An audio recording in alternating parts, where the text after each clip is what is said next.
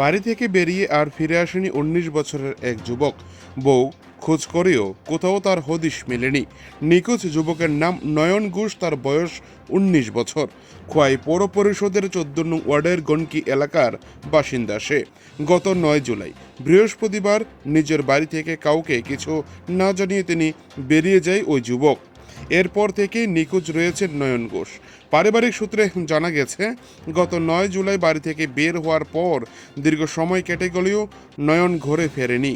আত্মীয় স্বজন থেকে শুরু করে সম্ভাব্য সমস্ত জায়গায় খোঁজ নিয়েও তার কোনো সন্ধান পাওয়া যায়নি। ছেলের কোনো খবর না পেয়ে অবশেষে খোয়াই থানায় দ্বারস্থ হয় তার পরিবার। থানায় একটি নিখোঁজ নথিভুক্ত করা হয়েছে। পুলিশ ইতিমধ্যেই ঘটনার তদন্ত শুরু করেছে। তবে সমস্ত চেষ্টা ব্যর্থ হওয়ায় অবশেষে ছেলেকে ফিরে পেতে সংবাদ মাধ্যমের শরণাপন্ন হয়েছেন কান্নায় ভেঙে পড়া পরিবার।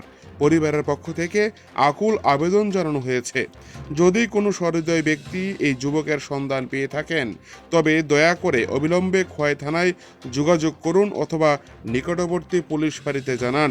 একটি পরিবারের অন্ধকারের আলো ফিরিয়ে দিতে সকলের সহযোগিতা একান্তভাবে কামনা করেছেন। খোয়াই থেকে নিজস্ব প্রতিনিধির রিপোর্ট, টিভি 100 বাংলা।